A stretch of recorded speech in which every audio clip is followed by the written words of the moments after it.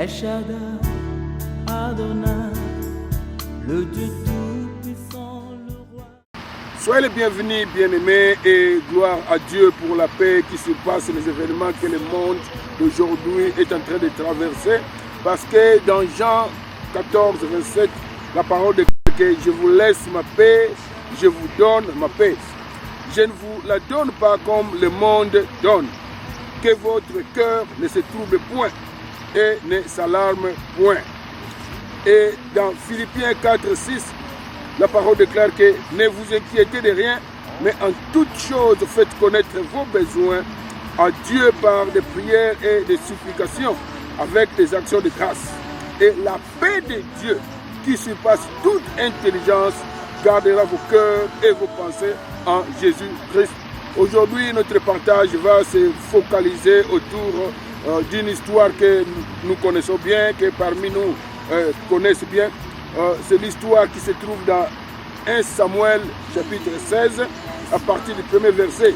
Nous savons déjà que c'est l'histoire du roi David, l'histoire de David, quand on devait mettre la main sur lui, quand on devait loindre comme le futur roi. Alors sans trop tarder, nous allons passer à la lecture de la Bible.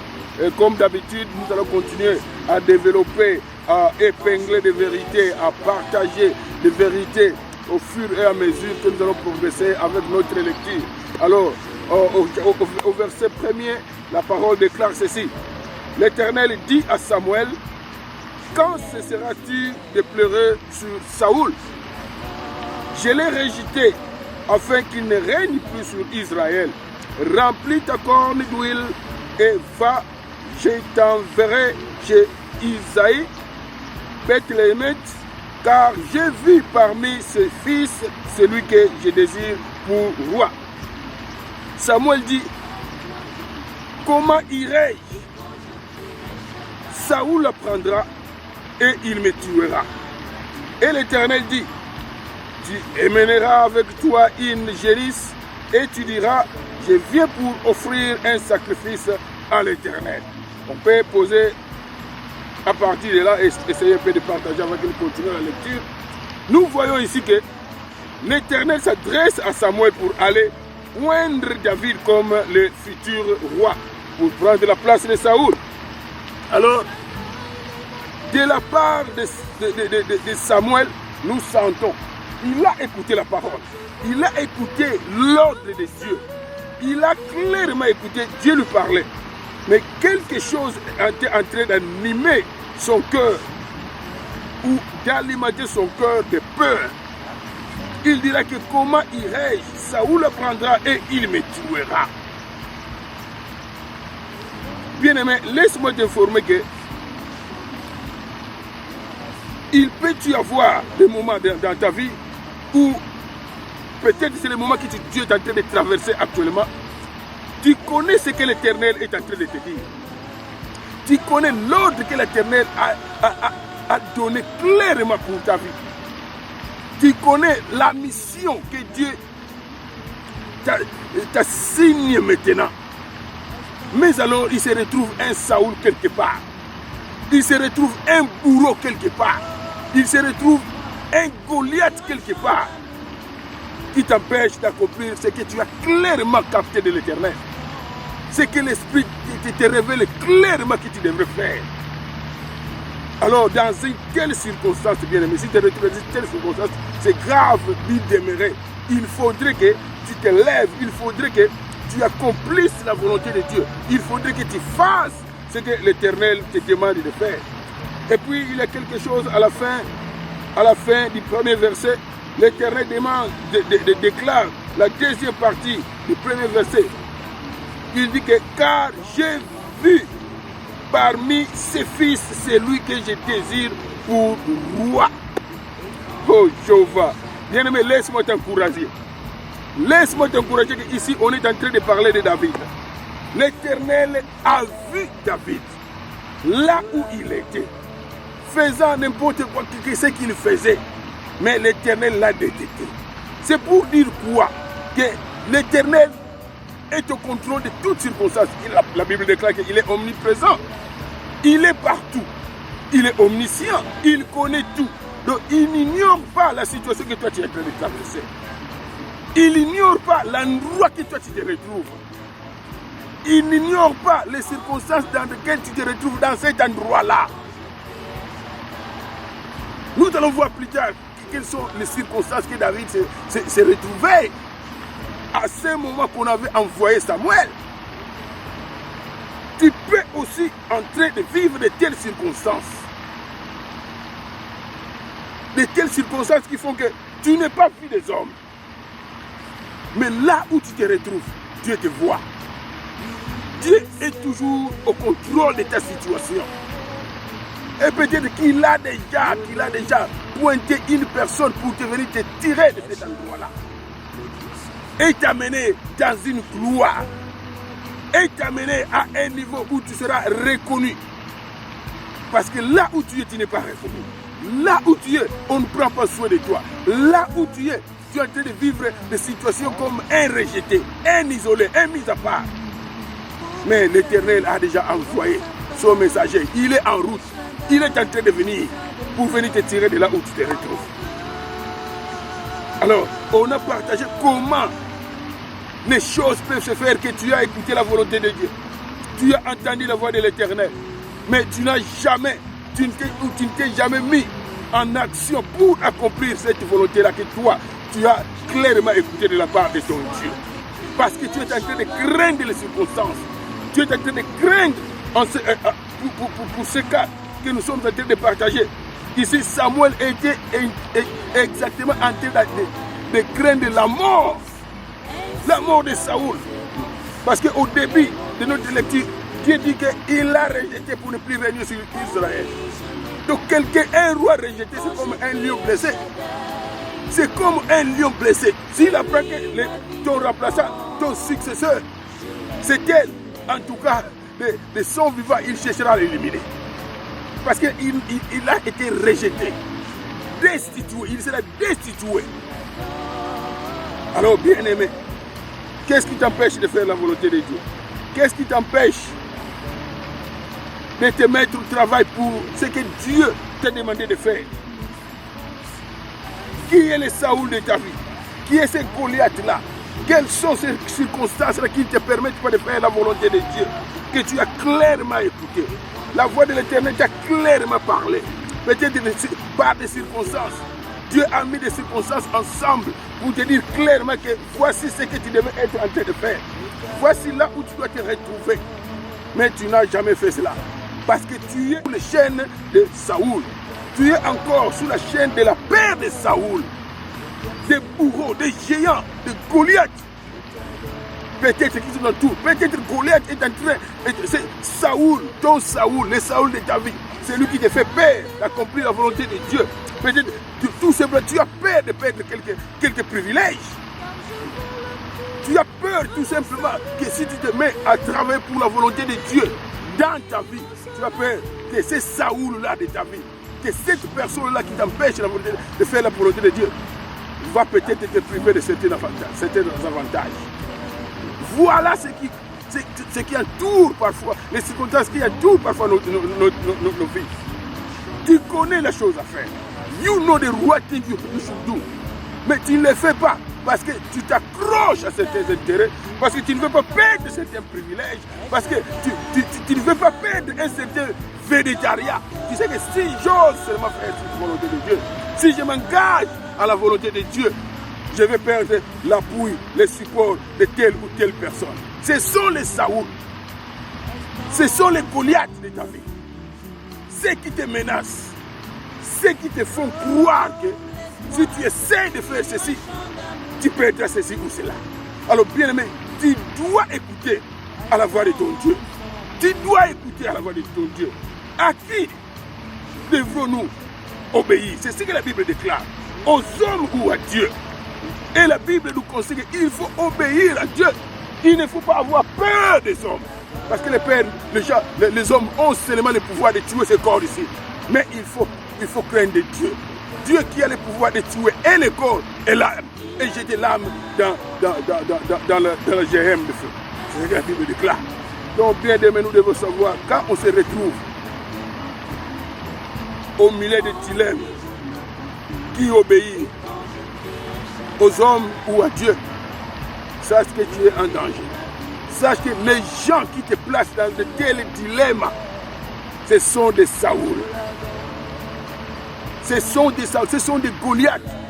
Et tu dois, comme on dit en anglais, you have to step up pour faire la volonté de Dieu. Tu dois t'élever, tu dois prendre ton courage pour faire la volonté de Dieu. Parce que ces gens-là vont t'entraîner sûrement et lentement vers l'enfer si tu n'arrives pas à te débarrasser de ce qu'ils t'obligent de faire. Et il faut savoir que même si les gens te donnent quelque chose, c'est seulement ce qu'on appelle comme quid pro quo. C'est exactement ces mots-là. Quid pro quo. Et les Congolais ont trouvé un mot qui les translate très bien. C'est donna donna.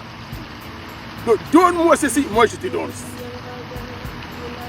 Donne-moi ceci, fais ceci pour moi, alors je te ferai cela. Je vais te promouvoir, mais alors, voici ce que je m'attends que toi tu fasses pour moi. Donc c'est ça. Donc un avantage, mais on s'attend à quelque chose. La personne te donne l'avantage, mais il s'attend à quelque chose. Donc ce n'est pas pour ton bien qu'il donne cet avantage-là. Ce n'est pas pour ton bien qu'il t'a ouvert cette porte-là. Que toi tu es en train de te réjouir aujourd'hui. Ce n'est pas pour rien qu'il t'a donné ces postes-là. Il s'attend à quelque chose. Et quand il verra que tu ne veux pas ou tu ne peux pas accomplir ses intentions, tu te retrouveras dehors. Tu te retrouveras rejeté. Il ira à la recherche d'une autre personne. Voilà les actions de Saoul. Voilà les actions d'une personne rejetée par l'Éternel. Donc il faudrait examiner le cœur et obéir à notre Dieu au moment où il te parle clairement, au moment où il t'a révélé clairement ce qu'il faudrait faire. Donc c'était la situation dans laquelle le prophète Samuel s'est retrouvé. Alors, en réponse à cette question-là, comme Samuel a posé la question à Dieu, comment irais-je? Alors Dieu viendra répondre à cette question-là au verset 3. Il dira que tu inviteras Isaïe au sacrifice. Je te ferai connaître ce que tu dois faire. Et tu poindras pour moi celui que je te dirai. Donc quand Dieu te donne une mission, il te dira clairement comment l'accomplir. On ne doit pas avoir peur des attaques, des oppositions. On ne doit pas avoir crainte des gens des menaces, des gens qui cherchent à nous tuer, qui cherchent à nous éliminer. Parce que nous sommes en train d'accomplir la volonté de Dieu. Dieu sera ton support. Dieu sera ton soutien. Et tu feras clairement ce que lui te demande de faire. Parce qu'il te montrera comment le faire. Alors, comme partage, nous allons essayer aussi de voir dans Ephésiens 2:9. La Bible déclare que ce n'est point par les œuvres, afin que personne ne se glorifie. Car nous sommes son ouvrage, ayant été créés en Jésus-Christ pour les bonnes œuvres que Dieu a préparées d'avance afin que nous les pratiquions. Bien aimé, c'est clair. Donc, ce que nous sommes appelés à faire, Dieu a déjà préparé cela. Les œuvres que nous sommes appelés à faire, Dieu a déjà préparé cela. Ta vie pour demain devrait être occupée à accomplir les œuvres que Dieu a déjà préparées afin que toi, tu les pratiques. Afin que ces œuvres-là s'accomplissent à travers toi. C'est ça le goal, l'objectif. C'est ça le désir de Dieu en te laissant vivre demain, le lendemain. Afin que toi tu accomplisses ce qu'il a déjà préparé, les bonnes œuvres qu'il a déjà préparées. C'est la raison de vivre, bien-aimé. C'est la raison de ta vie, bien-aimé. Ce n'est pas pour accomplir ce que Saoul veut. Ce n'est pas pour avoir peur. L'Esprit de Dieu bannit la peur. Là où est la liberté, c'est là où se trouve l'Esprit de Dieu. Quand l'Esprit de Dieu agit en toi, tu dois être libre. Quand tu n'es pas libre là où tu es, tu n'es pas libre d'accomplir la volonté de Dieu, c'est que tu n'es pas dans une bonne place.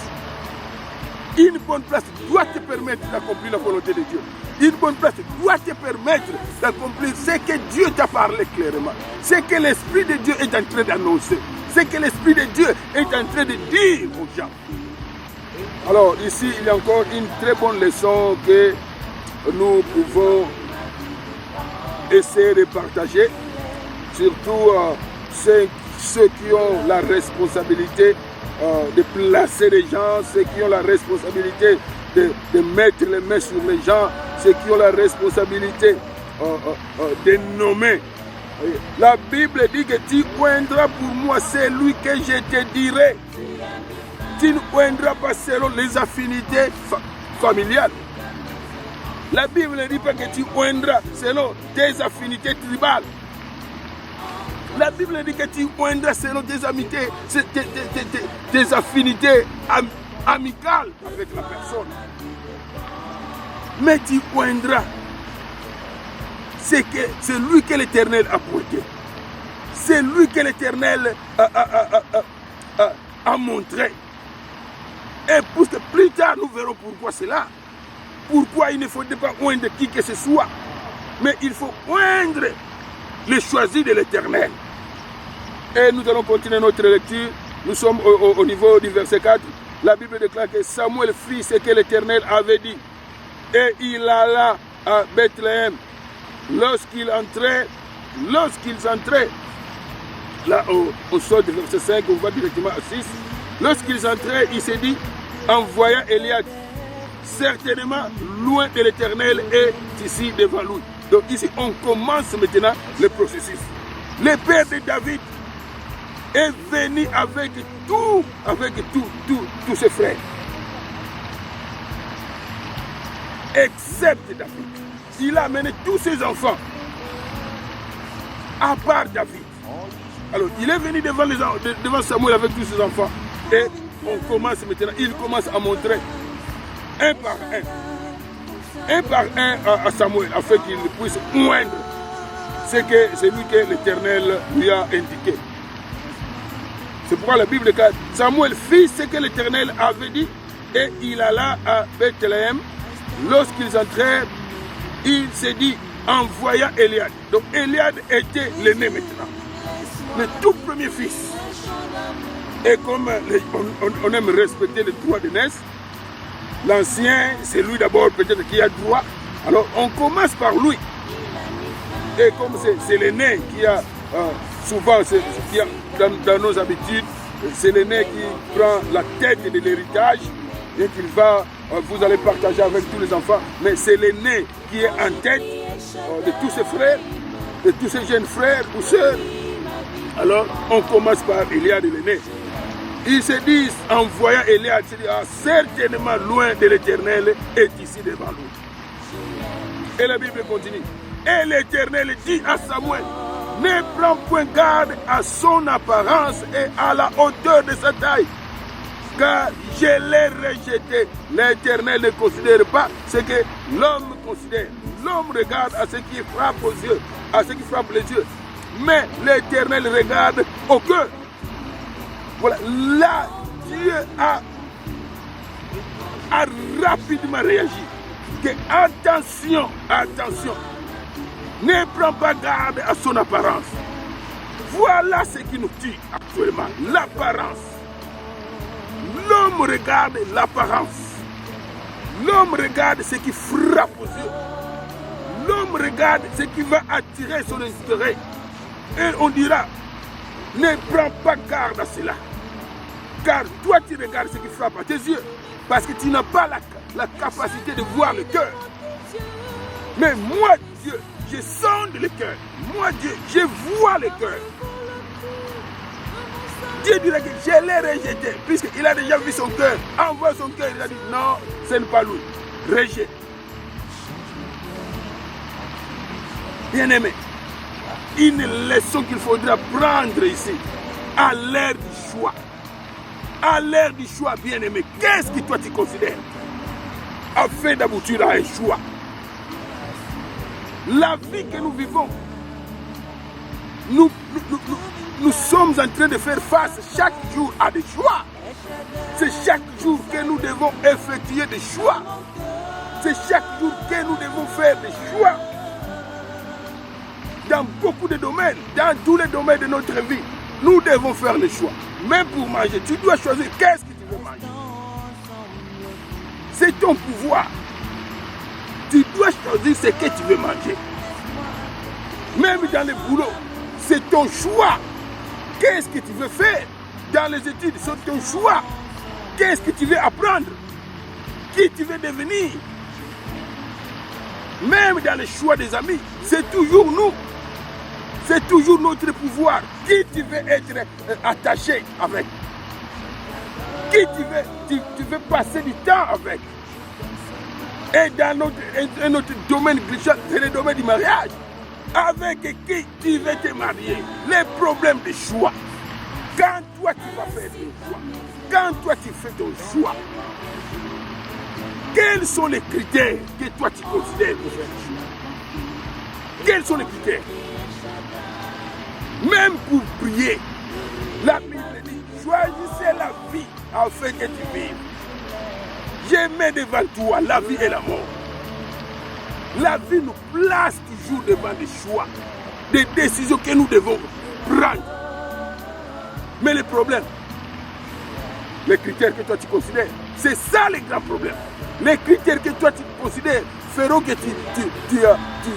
tu succèdes, ou tu réussisses, tu progresses dans l'avenir, dans les choix que toi tu as fait, ou que tu échoues tout simplement.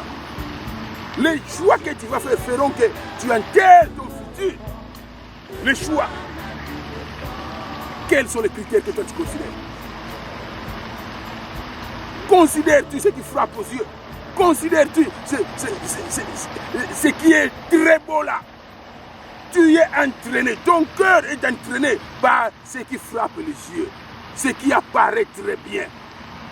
Il est beau, un beau gars, il a beaucoup étudié, il a une bonne position au boulot, il a beaucoup d'argent, il a une belle maison, il conduit une belle voiture.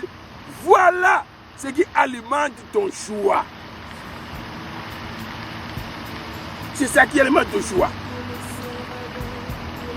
Mais la Bible dit, prends garde. Prends garde de choisir selon les apparences extérieures. Prends garde que ton cœur soit séduit par ce qui frappe aux yeux. Le cœur, tu ne connais pas. Tu ne connais pas. Dieu maintenant t'apprend, te rappelle que lui, il voit le cœur. Isaïe, là c'est le père de David. La Bible déclare au verset 8 que Isaïe appela Abinadab. Donc Abinadab c'est le second. Et les fit passer devant Samuel. Et Samuel dit, l'Éternel n'a pas non plus choisi celui-ci. Oh, gloire à Dieu qu'on a affaire à un prophète de Dieu qui écoute l'Éternel, à un prophète qui écoute son Dieu, qui écoute attentivement et obéit à ce Dieu-là. Dès qu'il lui dit que ce n'est pas lui, il met de côté, il move on.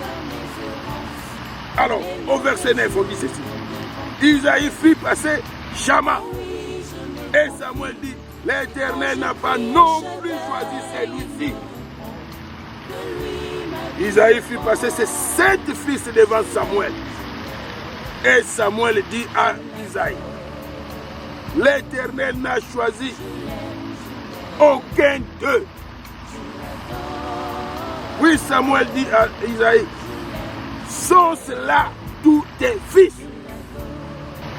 La Bible dit, et il répondit, il reste encore les plus jeunes.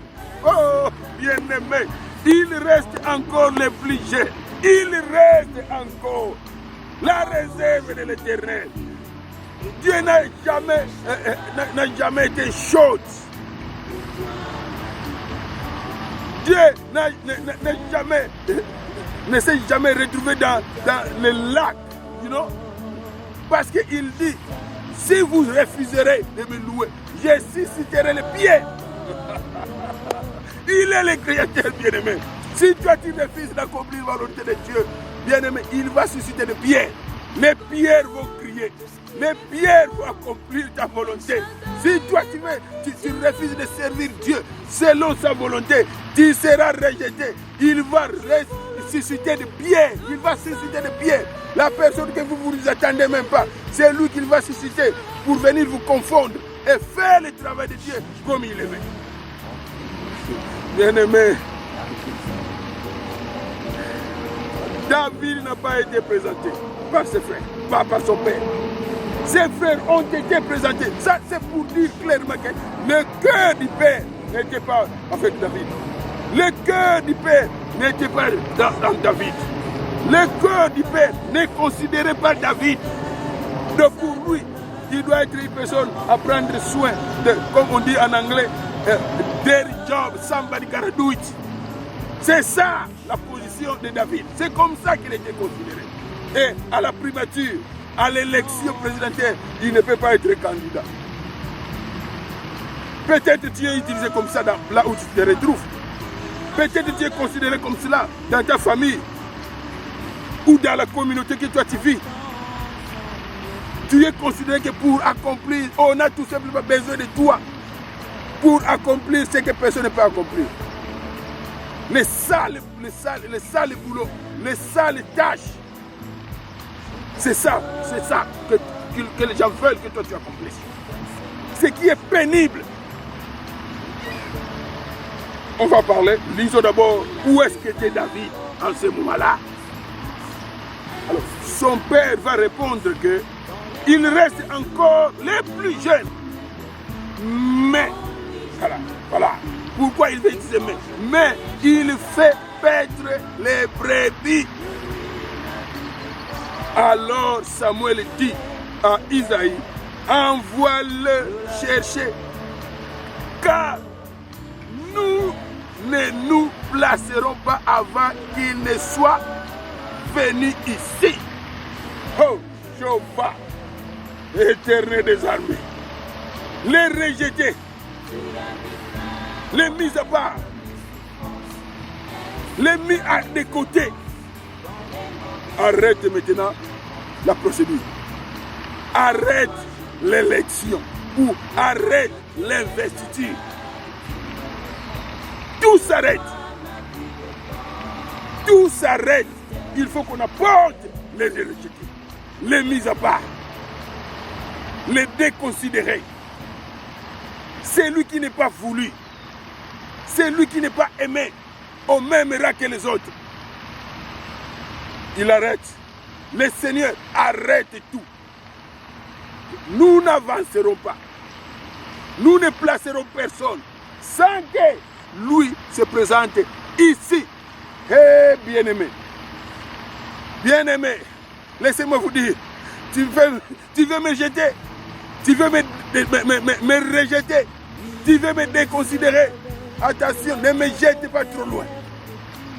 Ne me jette pas loin, trop loin, parce que tu vas me chercher. Tu auras besoin de moi. On t'enverra de me chercher, afin que ce que toi tu fais puisse continuer à se faire. Lève ton frère que tu as rejeté. C'est lui que toi tu as déconsidéré. C'est lui que toi tu as attribué des tâches difficiles, pénibles, des tâches sales, des dirty jobs. C'est lui que tu as mis de côté.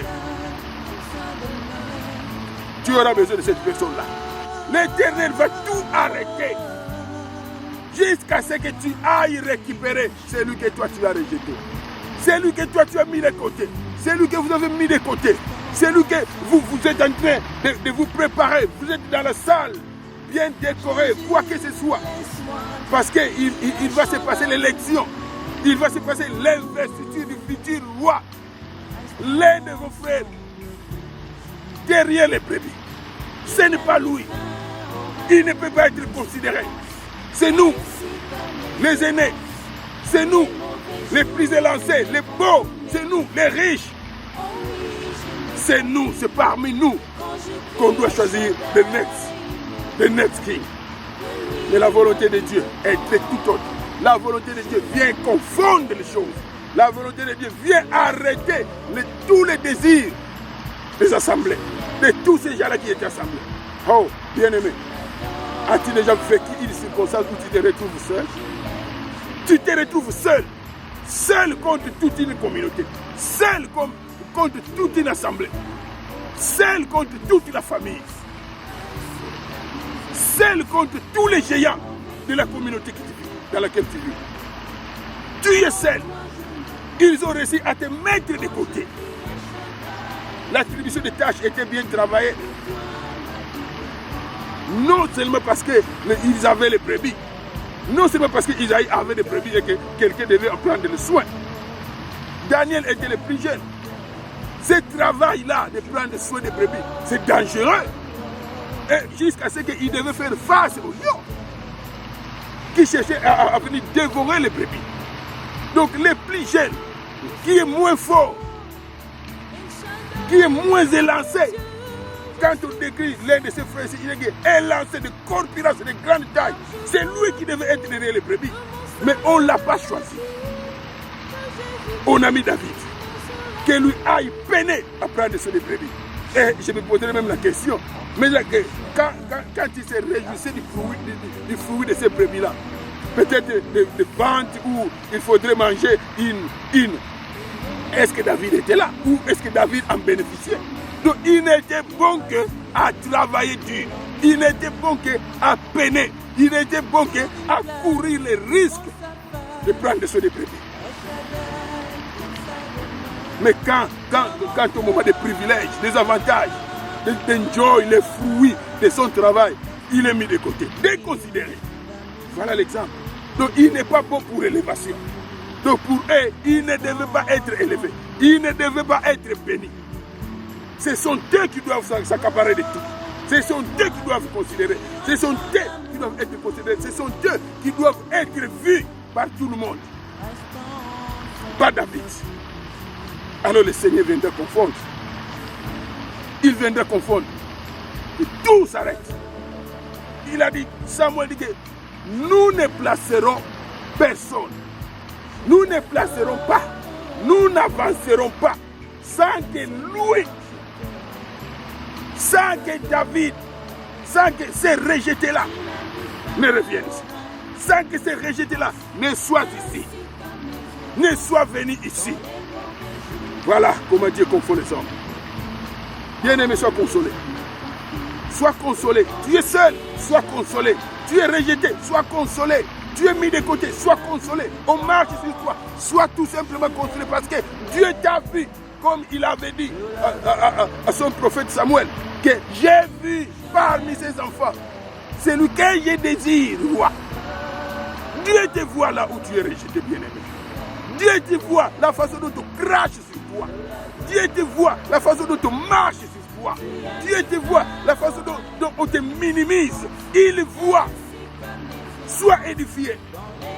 Sois édifié. Il va se rappeler. Il va se rappeler de ton élévation. C'est question de temps.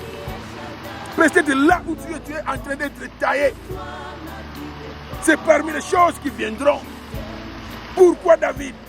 Parce qu'il était là en train de prendre soin des brebis. Dans les rejets, dans cette attitude-là de mise à part, mis au coin, mis de côté, déconsidéré. Il avait profité de ce temps-là. On verra ça à la suite. Alors, il y a certaines similarités avec beaucoup de cas dans la Bible où l'on voit les choses s'arrêter parce qu'on devait récupérer quelqu'un qu'on a rejeté. Alors, nous allons voir une des similarités dans Luc 18 et 35. Alors, la Bible dit que comme Jésus s'approchait de Jéricho, un aveugle était assis au bord du chemin et mendiait. Entendant la foule passer, il demanda ce que c'était. On lui dit, c'est Jésus de Nazareth qui passe. Et il cria, Jésus, fils de David, aie pitié de moi. Écoutez maintenant verset 39. Ceux qui marchaient devant les reprenaient pour les faire taire. Ceux qui marchaient devant, ceux qui étaient avec Jésus, proches de Jésus, ceux qui formaient la ceinture de Jésus, il les reprochait, il les faisait taire. Tais-toi. Voilà les gens sans cœur, les gens sans miséricorde. Les messieurs étaient aveugles, tout ce qu'il faisait dans sa vie, c'est mendier. Alors il veut apprendre, il veut son salut. Il voit l'occasion d'être sauvé, d'être guéri. Mais la ceinture de Jésus, ceux qui étaient plus proches, voilà comment les gens deviennent nuisibles quand ils sont proches de certaines autorités. Ils deviennent nuisibles aux autres. Donc ils s'approchent des autorités non pour résoudre les problèmes des gens, non pour résoudre les problèmes des pauvres, non pour aider ceux qui sont dans les besoins, mais c'est pour les piétiner, bien les piétiner. Ils veulent tout simplement que Jésus les voie. Eux qui sont aux alentours, eux qui sont proches, ils veulent tout simplement être vus de Jésus, que Jésus ne voit plus personne, que tout soit pour eux. Voilà comment le monde est devenu très dangereux. Très dangereux. Très dangereux. Les gens vont profiter de votre faiblesse pour bien te piétiner. Pas pour te secourir. Pas pour t'aider de sortir de cette faiblesse-là. Mais ils vont profiter de cela pour bien t'effacer, t'éliminer. C'est ce que la Bible dit ici. Qu'il les reprenait, il les reprochait pour les faire taire. Mais qu'est-ce qui te fait taire dans la vie? Qu'est-ce qui cherche à te faire taire? Qui cherche à te faire taire? La vie est devenue très dangereuse. Il y a des structures, il y a des clics, des coteries bien organisées pour te faire taire.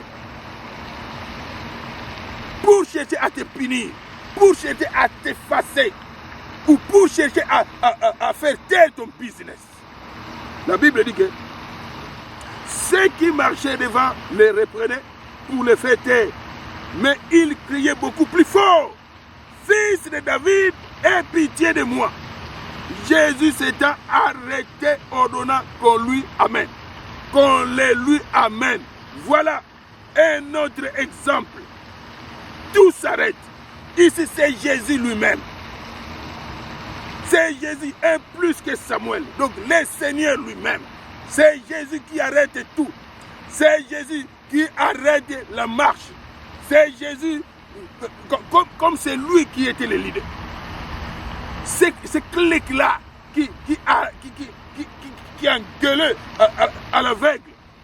Ce clic-là qui faisait taire l'aveugle de ne pas crier à Jésus pour son salut. Même ce clic-là s'est arrêté. Parce que le leader, le Seigneur Jésus s'est arrêté. Quand le Seigneur s'arrête pour résoudre ton problème, personne ne peut avancer.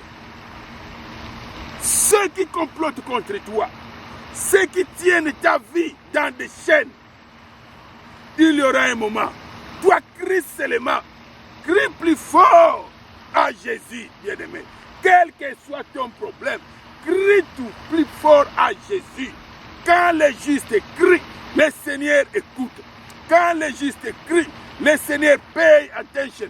Quand le juste crie, le Seigneur se détourne, change de direction pour voir où est mon juste, où est celui qui crie, où est celui qui a besoin de secours.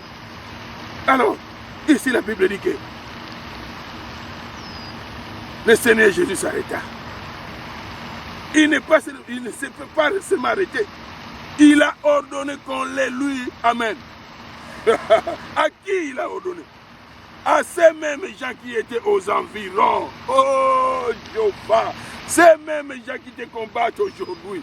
Ces mêmes gens qui sont en train de comploter. Ces mêmes gens qui organisent, qui sont en train de leader des organisations, de clics, de coteries pour te combattre. Ce sont ces mêmes gens-là qui viennent te récupérer et t'amener au Seigneur. Ce sont les mêmes gens qui viennent de te récupérer et t'amener dans ta gloire, bien-aimé. Continue à crier à Jésus. Continue à appeler le secours de Jésus. Continue à fixer les regards sur Jésus. Continue à prier. Continue with the right thing. Continue à faire la volonté de Dieu. Il va envoyer tes ennemis. La Bible nous dit-elle, Dieu va dresser une table devant tes ennemis. Devant les ennemis, Dieu va dresser une table. Une table bien préparée pour toi, devant les ennemis. Mon bien-aimé, persévère. Dans tes épreuves, persévère. Le Seigneur ne t'a pas oublié. Persévère, il va écouter ta voix et il va s'arrêter pour chercher où es-tu. Viens. Il ordonna qu'on le lui, amen, qu'on le lui apporta. Il ordonna à ces mêmes gens-là. Quelle honte! Tu as combattu. Tu l'as combattu. Tu as cherché à l'éliminer. Tu as cherché à le faire taire. Tu as cherché à l'effacer. Tu as fait tout pour qu'il ne se voie pas, pour que sa tête ne se lève pas. Maintenant, on te dit, va le prendre. Va le prendre. C'est comme ce que Isaïe a subi. Samuel dit, amène-moi David. Amène-moi les. On n'ira nulle part sans nous. Vous n'irez nulle part sans la personne que vous avez rejetée. Parce que c'est lui la pointée de Dieu. Toi, tu es rejeté. Dieu t'a rejeté pour ne plus régner là où tu règnes. Dieu t'a rejeté pour ne plus exercer l'autorité là où tu l'exerces. Il a déjà appointé somebody else. Il a déjà appointé somebody else. Et tu iras le chercher là où tu l'as jeté. C'est pourquoi je dis, bien aimé, tu veux rejeter une personne, ne le jette pas trop loin. Ne le jette pas trop loin. Parce que ton processus va stopper jusqu'à ce que cette personne-là vienne. Si tu l'as rejeté trop loin, ça prendra aussi longtemps pour aller le chercher là où il est. Ne bloque pas tes relations. Ne bloque pas. Tu ne veux plus de quelqu'un. Ok. Leave him alone. Just leave him alone. Laisse-lui continuer sa vie. Tu n'as pas d'idée de ton avenir. On va en parler bientôt. Tu n'as pas d'idée quand est-ce que tu auras besoin de lui. Voici maintenant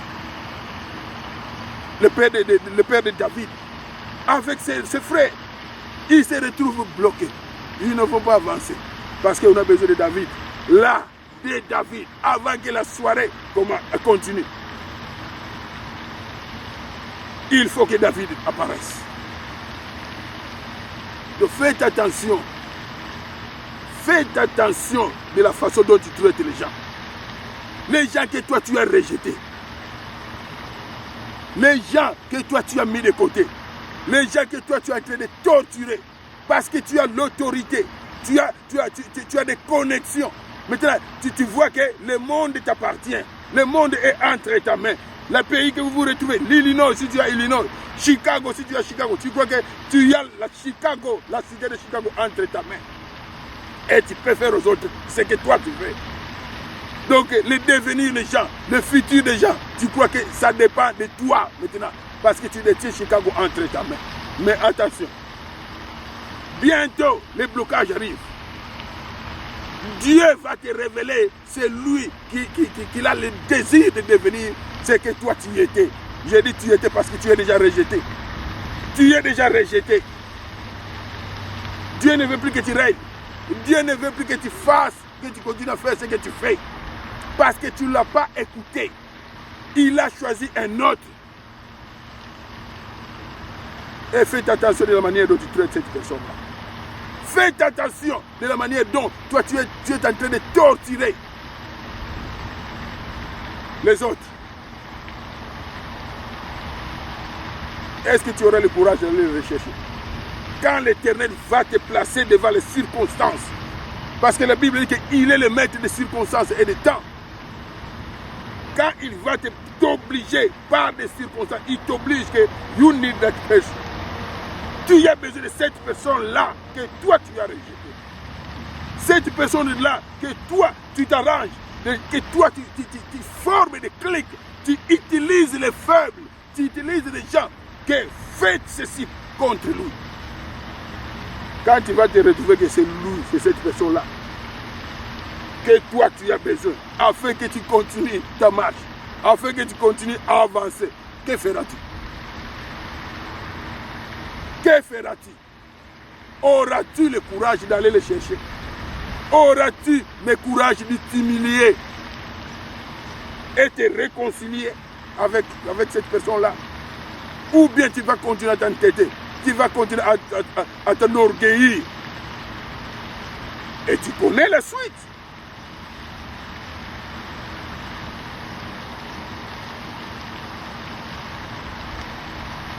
Donc bien aimé, nous devons savoir, nous devons reconnaître que si le choix de Dieu est mis de côté, si le choix de Dieu n'est pas considéré, si le choix de Dieu ne se manifeste pas ou n'est pas accepté, sachez que vous tendez vers un blocage.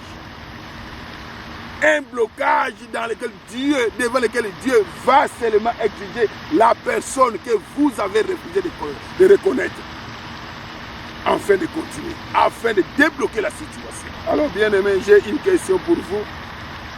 C'est celle de savoir comment agissez-vous quand les gens vous rejettent, quand les gens vous isolent, quand les gens vous placent dans un coin, quand les gens sont contre vous, comment vous agissez? Puisque la suite, ça dépend de la manière dont vous-même vous agissez. Pas de ce qu'ils ont fait de vous, mais qu'est-ce que vous faites de ce qu'ils ont fait de vous? C'est très important. Est-ce que allez-vous laisser votre vie se fondre par ce qu'ils font de vous? Allez-vous tout simplement laisser ces gens-là continuer à faire ce qu'ils font et effacer votre vie et faire taire votre vie? Ou vous allez vous accrocher à Dieu?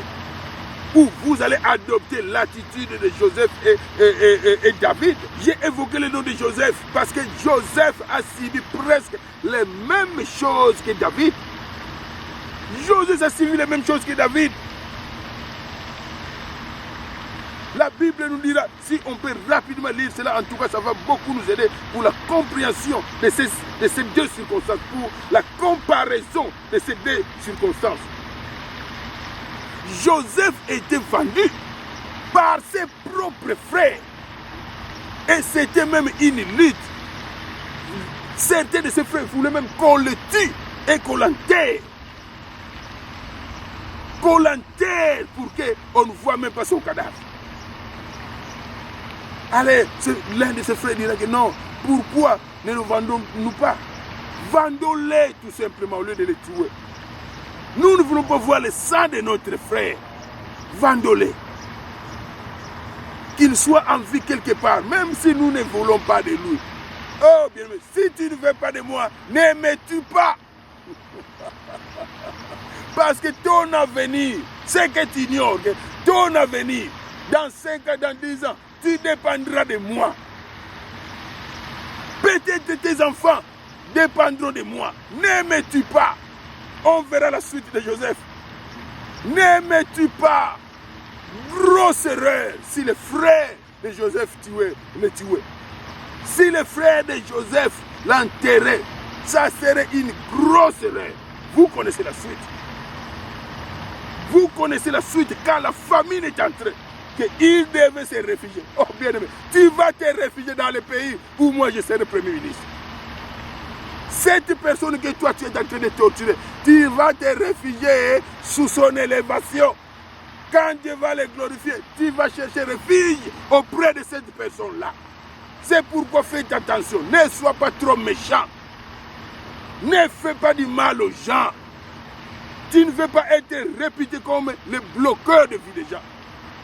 Comme l'organisateur des cliques qui isolent les gens, des cliques qui font les gens du mal. Tu ne veux pas être reconnu comme le traître. Puisqu'il y a des choses que nous faisons croyant que nous ne sommes pas connus. Ce que tu fais derrière, behind the door, comme on dit en anglais, c'est déjà révélé, c'est déjà connu. Les gens que toi tu utilises, les gens que tu as utilisés hier pour haïr ces frères-là, tout ce que tu as dit, ils sont partis les reporter. Tu es connu, Dieu t'a mis à nu. Comme la Bible déclare que tout est à nu et à découvert. Devant ce Dieu-là à qui nous rendons compte. Il t'a déjà mis à nu. Comme il avait mis à nu ce roi ici qu'il a rejeté. Le roi Saoul. Il l'a rejeté. Bien-aimé, fais gaffe. Faites attention. Ne continue plus à vivre cette genre de vie-là. Ne continue plus à torturer le David et le Joseph du moment. Alors, on va lire. Là, l'histoire se trouve dans Genèse 45, verset 1, à partir du premier verset. Nous allons lire rapidement. Alors, Joseph ne pouvait plus contenir devant tous ceux qui l'entouraient. Il s'écria, faites sortir tout le monde. Et il ne resta personne avec Joseph quand il se fit connaître à ses frères. Il éleva la voix en pleurant. Oh, bien-aimé, en pleurant. Je pleure pour toi. Je pleure à cause de toi. Mais aussi je pleure pour toi. Je pleure pour toi, bien-aimé. Les Égyptiens l'entendirent et la maison de Pharaon l'entendit. Joseph dit à ses frères, je suis Joseph. Oh, bien-aimé, je suis Raph. Les Raph que tu as vendus, les Raph que tu as mis de côté, les Raph que tu as voulu éliminer, je suis Joseph. Je suis Joseph. Mon père vit-il encore? Mais ses frères ne purent lui répondre car ils étaient troublés en sa présence. Le mal qu'ils ont fait est venu les troubler. En voyant la personne qu'ils ont voulu éliminer, en voyant la personne qu'ils ont voulu tuer, en voyant la personne qu'ils ont vendue, cette personne est devenue leur refuge. Cette personne est devenue la solution à leurs problèmes. Troublés, ils n'arrivaient pas à répondre. Mais Joseph dit à ses frères, approchez-vous de moi. Approchez-vous, bien-aimés. Je ne vous ai pas haï. Ne perds pas ton temps à haïr ceux qui te font n'importe quoi. Ne perds pas ton temps. La Bible dit que Joseph dit à ses frères, approchez-vous de moi. Et ils s'approchèrent. Il dit, je suis Joseph, votre frère, que vous avez vendu pour être mené en Égypte. Je me demande si Joseph était rancunier. Bien-aimé, pose-toi la question de savoir, cette personne-là que toi tu fais, c'est que tu le fais. S'il était rancunier, si cette personne-là était rancunière, le jour quand tu vas le face, when you will become face to face with that person, et cette personne-là maintenant en position de pouvoir, cette personne-là plus considérée que toi, que feras-tu? Quel sera ton sort? Quel sera ton sort? Et il te rappelle, oh, je te rappellerai ce que tu m'as fait. Pas pour rancune, par rancune, mais pour que tu te souviennes bien de moi. Parce que tu feras semblant comme si tu ne me connais pas, comme si tu ignorais l'histoire. Mais à titre de rappel tout simplement. Pas pour haine, à titre de rappel. Comme Joseph a fait. Je suis votre frère. Quel frère? Celui que vous avez vendu. Quel raf? Les raf que tu avais vendu. Les raf que tu avais trahi. Les raf que derrière le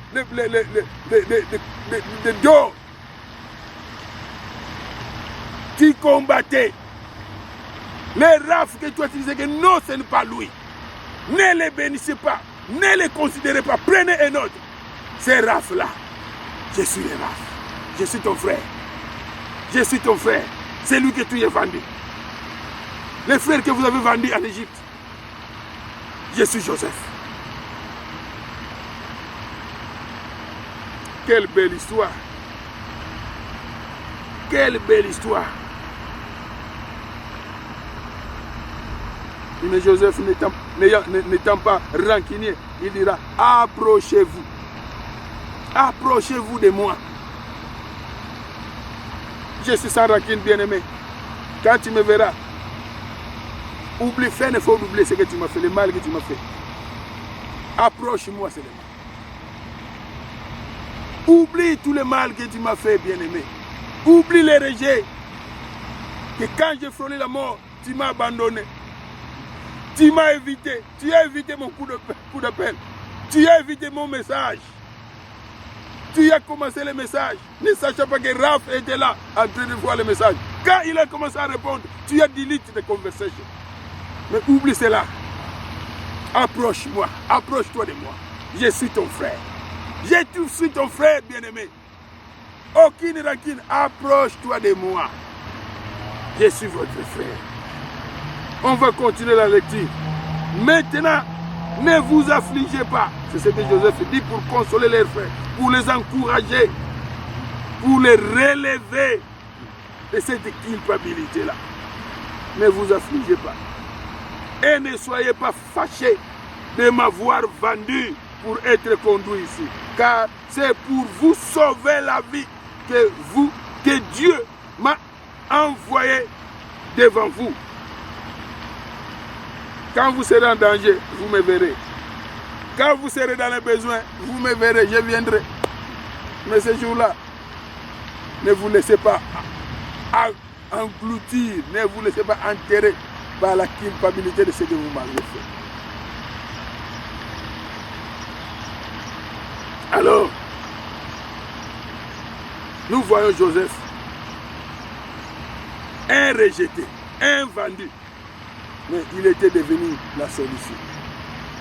Il était devenu la solution pour aider à continuer la vie. S'il était rancunier, il devait le finir.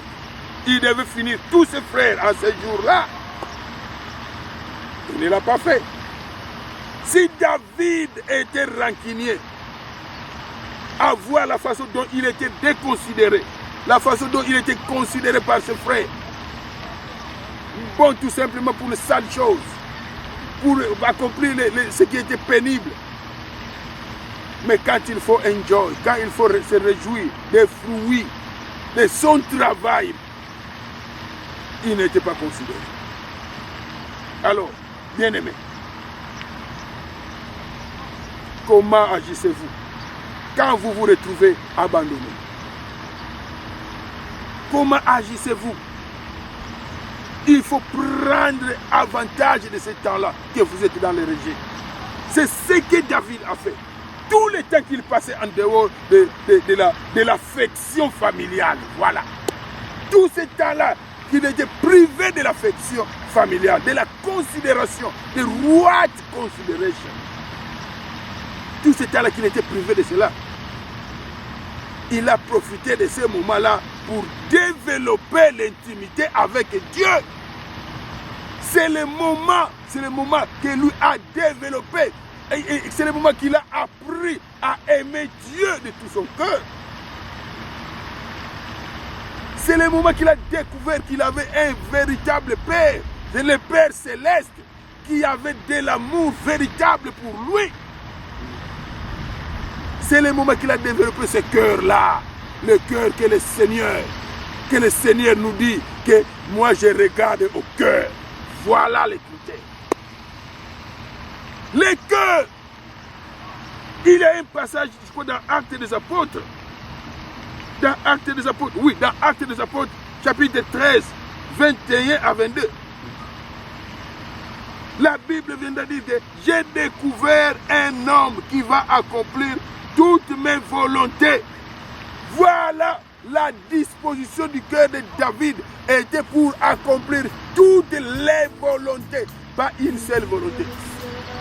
Toutes les volontés, la Bible, au pluriel. Ils ont mis ça au pluriel. J'ai découvert un homme. C'était le cœur de David. Oh, maintenant je comprends pourquoi Dieu dit que c'est l'homme selon son cœur, disposé à accomplir les volontés de Dieu. Tellement qu'il avait appris que l'amour apparent que les gens nous donnent, ce n'est que éphémère. Même ton propre père. Le bourreau de David là, c'était son propre père. Le bourreau à son élévation, c'était son propre père. C'est lui qui l'appelait fils. C'est lui qui l'appelait mon fils. C'était le grand bourreau, le grand Goliath. À son élévation, à sa bénédiction.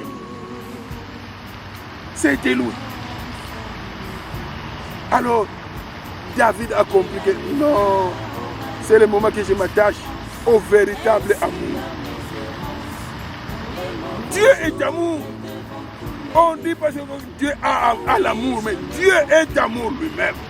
Quand tu t'attaches à lui, il te transmet cet amour-là. Quand tu t'attaches à lui, ton cœur devient un cœur de compassion des autres. C'est ce que David avait développé. C'est ce que je vous recommande de développer, bien-aimé. Ne laisse pas ta vie se fondre.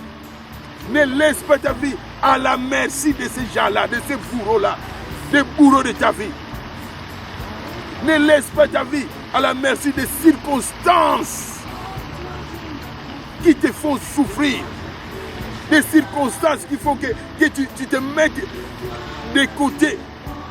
Des circonstances qui font que tu ne peux plus lever la tête. Ne laisse pas ta vie se fondre, bien-aimé. Garde la tête haute. Confie-toi à l'Éternel. Je viens de te dire, peut-être que tu ne connais pas cet Éternel-là. Peut-être que tu ne connais pas ou tu n'as jamais reçu ce Jésus-là. Quelles que soient les circonstances dans lesquelles tu te retrouves, il y a quelqu'un qui peut te relever de ces circonstances-là. Il y a quelqu'un qui peut te tirer de ces circonstances-là. C'est Jésus-Christ de Nazareth. Ouvre ton cœur, bien-aimé. Ouvre ton cœur à recevoir ce Jésus-là. C'est lui qui peut te restaurer. C'est lui qui peut te tirer de cette circonstance-là que toi tu te retrouves. Et te placer dans un environnement de bénédiction. Te placer dans un environnement d'élévation, de considération. Il va te donner la valeur. Il va te valoriser encore. C'est lui, la Bible déclare que c'est lui qui ramasse le pauvre là où il était rejeté. Il prend soin de lui, il les lave et les lève pour s'asseoir avec les grands, pour partager la gloire avec les grands. C'est ce que la Bible déclare. Alors bien-aimé, es-tu prêt à recevoir ce Jésus-là? Il est l'unique à pouvoir résoudre ton problème. Il est l'unique à pouvoir restaurer ta vie. En dehors de lui, il n'y a personne. Tout ce que tu reçois comme les amours, ce sont des amours éphémères. Nous avons vu ça en partageant cette histoire de David. Tu n'as jamais reçu le véritable amour aussi longtemps que tu n'as jamais accepté Jésus-Christ de Nazareth. Peut-être toi aussi tu l'as déjà accepté, mais tu ne fais pas sa volonté. Tu ne fais pas ses volontés. Veux-tu réarranger encore ton cœur, bien-aimé? Veux-tu exposer encore ton cœur au Seigneur Jésus-Christ? Et stopper faire souffrir les autres? Et commencer à considérer la volonté de Dieu dans toutes les circonstances qui te retrouvent. La volonté de Dieu envers les autres. La volonté de Dieu dans ta vie envers les autres. Parce que la Bible, comme nous avons lu, la Bible déclare que Dieu a déjà préparé les bonnes œuvres pour que nous les pratiquions. Les bonnes œuvres sont déjà là. Vas-tu maintenant disposer ton cœur à la pratique des bonnes œuvres que Dieu a préparées? Que toi tu puisses accomplir. Que toi tu puisses pratiquer. Que le Seigneur nous bénisse. Merci beaucoup.